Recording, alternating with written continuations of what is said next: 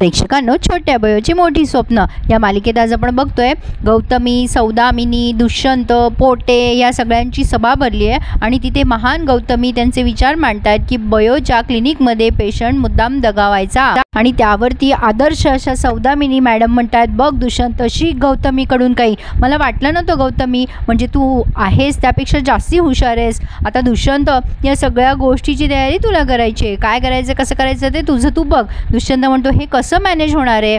आता सौदामिनी त्याला खूप प्रेशर आणते आणि म्हणते, ते तुझं तू बघायचं आहे. मला त्या सरस्वतीचं ते क्लिनिक निस्तनाबूत झालेलं बघायचं आहे. That's it and that's all. Gautami आता त्या कॅबिनमधून निघालेली असताना दुष्यंत एका कोपऱ्यामध्ये तिला खेचतो आणि तिला ओरडायला लागतो. तो म्हणतो, काय ग गौतमी, काय चाललंय तुझं हे. गौतमी म्हणते, तुझी काय फालतूगिरी सुरू आहे ही सगळं, काय करतोयस तू. दुष्यंत म्हणतो, हे मी तुला विचारतोय, तू मला काल रात्री सांगितलं आणि आज का बदललीस ग. गौतमी म्हणते, ते माझ्या लक्षात नाही आलं, आता आलं काहीतरी डोक्यात, मग सांगितलं मी. दुष्यंत म्हणतो, तुला असं नाही वाटत का तू जरा जास्तीच बदलतीयस, सौदामिनीच्या फेवरमध्ये नाही. काय हवंय काय तुला सौदामिनीकडून. गौतमी म्हणते, काही पण बोलू नकोस दुष्यंत, मला काही नकोय. तू आता त्या क्लिनिकचं काय करायचं आणि काय नाही ना ते आधी बघ. ह्या दोघांना बयोने बघितलंय बोलताना आणि आता बयो विचार करते की नेमकं ह्या दोघांचं काय चाललंय. पुन्हा या हॉस्पिटलमध्ये काळे धंदे तर करणार नाहीत ना हे. असो तर आता इकडे शुभमकरांना असिस्ट करत असतो हा आरव आणि अंकिता. आणि अंकिताचं जरा जास्तीच आगाऊपणा आणि खोड्या सुरू आहेत. कामात कमी आणि खोड्यांमध्ये जास्ती लक्ष आहे हिचं, असं म्हणायला हरकत नाही आहे. ती उगाच त्या आरवच्या खोड्या काढत असते, त्याचे गालगुच्चे काय घेत असते आणि काय सुरू आहे जे सांगता येणार नाही आहे. त्यामुळे आरव बिचारा घाबरला आहे. आजकाल पोरं घाबरतात पण पोरी नाही. असो तर आता हे शुभमकर म्हणतात, अरे आरव काय झालं, हा अचानक ओरडतो ना मध्ये. आरव म्हणतो, काही नाही बाबा, मला ते उचकी लागली आहे. आता शुभमकर म्हणतात, पाणी पी बाळा. बरं ठीक आहे, अरे बयो कधी येणार आहे. आता आरवला काही बोलायला पण सुधरे ना. अंकिताने काहीशी अशी खोडी केली आहे त्याची. त्यामुळे आता शुभमकर म्हणतात, तू पाणी पी आधी, मी जातोय तिकडे, जाता मी बघतो. तर आता शुभमकर गेल्यानंतर आरव म्हणतो, काय ग अंकिता, हे तुझं काय सुरू होतं. अंकिता म्हणते, पाणी आणू का तुला, आणि आता तिथून निघून जाते. असो तर आता इथे सुमन काहीतरी काम करत असते स्वयंपाकघरात. आता ही गौतमी अशी मागे येऊन उभी राहते एकदम तिच्या. सुमन म्हणते, काय ग माझी वहिनी, माझ्या चेहऱ्याकडे बघून तुला काय म्हणजे काय सुख मिळतंय तुला, असं काहीतरी म्हणायचं असेल तिला. गौतमी म्हणते, तुला मला असं घाबरलेलं बघायचं होतं ना, म्हणून मी इथे उभी आहे तुझ्या मागे. सुमन काहीतरी टोला मारते तिला आणि म्हणते, माझी बयो बरोबरच बोलते तुझ्याबद्दल.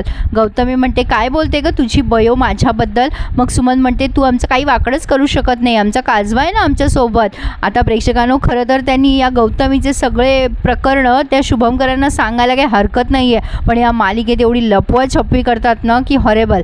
असो पण आता ही म्हणते, गौतमी आता तुला दाखवतेस मी काय करू शकते आणि काय नाही ते. तिला डायरेक्ट धमकी दिली असं म्हणायला हरकत नाही आहे. असो सुमन जरा घाबरली आहे खरी, पण दाखवत नाही. मग आता हा दुष्यंत पोटेला विचारतात, काय हो पोटे, काय झालं का पेशंटची व्यवस्था. पोटे सर म्हणतात, सर काळजी करू नका, मी आहे ना. इथे जवळच गरीब वस्तीमध्ये एक म्हाताऱ्या आजी आहेत, आपण त्यांना त्या सरस्वती भारतीच्या क्लिनिकमध्ये पाठवूयात आणि बरोबर सरस्वती भारती तिला गोळी देईल त्यावेळेला व्हिडिओ शूट करूयात आणि त्या सरस्वती भारतीचं काम तमाम. आता हे शेवटच्या शब्दाला खरं तर शुभमकर तिथे आलेले असताना त्यांना ऐकू यायला पाहिजे होतं, पण इथे नाही ऐकू आलं आहे त्यांना. त्या उलट या दोघांचे घाबरलेले चेहरे बघून ते त्यांना म्हणतात, काय झालं, काही प्रॉब्लेम आहे का, मी काही मदत करू का तुमची. मग आता पोटे सर म्हणतात, तुम्ही असताना काय प्रॉब्लेम असणार, काही झालेलं नाही आहे. दुष्यंत म्हणतात, तुम्ही इथे कसे काय. मग शुभमकर म्हणतात, ते ॲक्च्युली या फाईलवर तुमची सही हवी होती ना म्हणून. दुष्यंत सर सही देतात आणि मग पोटे सर शुभमकर सर गेल्यावर म्हणतात, अरे I am so sorry sir, माझ्या लक्षात नाही आलं. दुष्यंत म्हणतात, पोटे तोंड कमी वाजवा आणि कामात जास्ती लक्ष ठेवा, चला आता लवकर करा काय. तर अंकिताबाईचं प्रेम जरा जास्तीच उतू चाललंय आज. आता ती वर्गामध्ये आरवला भरवतीये सगळे असताना. आरव बिचारा घाबरत असतो. तो म्हणत असतो, अगं कोणी बघेल चांगलं नाही वाटत, पण ही म्हणत असते त्याला कोणी नाही आहे, खा रे. पण आता आरव खात असतो बिचारा, बरे ना त्याचे हात खरकटे होत नाहीत, अजून काय पाहिजे. असो तर आता ही बयो आली आहे तिथे आणि हसायला लागते या दोघांना असं बघून. आरवचं लक्ष जातं आणि त्याला ठसका लागतो बिचाऱ्याला पुन्हा. आणि मग बयो म्हणते, अरे हळू पाणी दे त्याला अंकिता. काय अगं अंकिता, त्याला खाऊ घालत होतीस ना, खाऊ घाल की. आरव म्हणतो, नाही अगं तसं काही नाही आहे. अंकिता पण आता लगेच जसं काही झालंच नाही असं दाखवते. आरव म्हणतो, अगं नाही बयो, तुझं काहीतरी गैरसमज होतोय. बयो म्हणते, नाही चालू देत डब्बा खाताना कशाला डिस्टर्ब ना, चालू देत हां तुझं अंकिता जे चाललंय ते. आता बयो त्यांना चिडवते आणि निघून जाते तिथून. आता या आरवला टेन्शन आलं. तो म्हणतो, अरे देवा, तुला म्हणत होतो ना अंकिता मी कोणी बघेल, बघ आता माझ्या बहिणीनेच बघितलं. नशीब ती बयो होती, ती जरा समजूतदार आहे, पण इराने पाहिलं असतं तर काय झालं असतं. अंकिता म्हणते काय नाही होत रे, आजकाल कोणालाच कोणाचा धाक आणि मानमर्यादा राहिलीच नाही आहे. तर आता हा विशाल त्याचं काम करत असतो. आता ही इरा उगं त्याच्याशी पुन्हा डोकं लावायला जाते आणि म्हणते हे घे तुझ्यासाठी चॉकलेट आणलं आहे. विशाल म्हणतोय मला नको आहे, मी काम करतोय, तुला दिसत नाही आहे का. इरा म्हणते अरे असं काय करतोय, तुझ्यासाठी आणलं आहे ना खास, घे ना, एवढा काय भाव खातोयस विशाल. विशाल म्हणतो तुला कळत नाही का, एकदा सांगितलेलं. आणि काय गं मध्ये मध्ये तू जरा बरी वागत होतीस, बोलत नव्हतीस जास्ती, कामाशी काम करत होती, आता काय झालंय तुला. इरा म्हणते ते असंच जरा. विशाल म्हणतो असंच म्हणजे काय, आता पुन्हा असे कशाला, म्हणजे काय तुला झटके येतात का.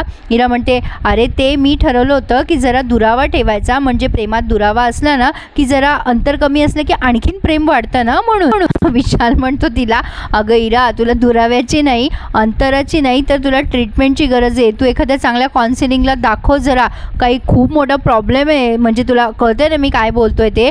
आता इरा म्हणते काय पण काय बोलतोयस विशाल, असं काही नाही आहे. विशाल म्हणतोय अगं असंच आहे. तेवढ्या तिथे एक नर्स येतात, विशालला म्हणतात तुमची सही हवी आहे या फाईलवर. विशाल म्हणतो आलोच मी, चला. आता तो पुन्हा एकदा इराला सल्ला देतो, इरा मी सांगितलंय त्याचा विचार कर, काउन्सिलिंग कर ते. तर आता बयो मॅडम पुन्हा एकदा चालता चालता स्वप्नात गुंगली आहे. जसं तो आरव आणि अंकिता दोघं एकमेकांना भरवत होते, तसं आता बयोला विशाल आठवला आहे आणि आता ती त्याच्याच तंद्रीत चालत असते आणि नेमका तोच तिला टक्कर देतो. आणि काहीसं इथे असं दृश्य दाखवलं आहे आणि एक गाणं पण त्यांनी प्ले केलं आहे. इथे दोघं एकमेकांकडे बघताय. तर आज बराच म्युझिकल होता एपिसोड, म्हणून आपला रिव्ह्यू कमी झाला आहे. आणि मग विशाल तिचे ते पडलेले सगळं पेजेस वगैरे तिला आवरून देतो, उचलून देतो आणि म्हणतो तू क्लिनिकमध्ये चालली होतीस का, आणि तिकडे जाऊ नकोस तू त्या वॉर्डमध्ये, तिथे नर्स आहे. हे बघ सरस्वती आता तू ना फक्त आणि फक्त अभ्यासावर कॉन्सन्ट्रेशन कर, मला तुला टॉप आलेलं बघायचं आहे, तुला टॉप करायचं आहे सरस्वती. आता हे असं मोटिवेशन देणारं कोणीतरी आपल्या आयुष्यात असायलाच हवं. बयोला ते ऐकून खूप छान वाटते आणि इथेच त्यांनी आजचा हा एपिसोड पूर्ण केला आहे. पुढे आपण बघतोय सुमनने सांगितलं आहे बयोला की गौतमीने मला धमकी दिली आहे म्हणून, आणि आता बयोसाठी यांनी मोठी प्लॅनिंग सुरू केली आहे. एक जण रेकॉर्ड करतोय, एका आजीला त्या भारती क्लिनिकमध्ये नेण्यात आलं आहे. म्हणजे माझा असा अंदाज आहे प्रेक्षकांनो, कदाचित त्यात बयो फसण्याच्या ऐवजी कोणीतरी तिसरंच फसेल किंवा विशालही फसू शकतो. म्हणजे एक मी गेस करते, मला नक्की माहिती नाही आहे, पण आता बघूयात पुढे काय काय घडतंय ते. पण यांचा प्लॅन फ्लॉप होईल हे मात्र नक्की. तर रिव्ह्यू आवडल्यास प्लीज लाईक करायला आणि चॅनल सबस्क्राईब करायला विसरू नका. धन्यवाद.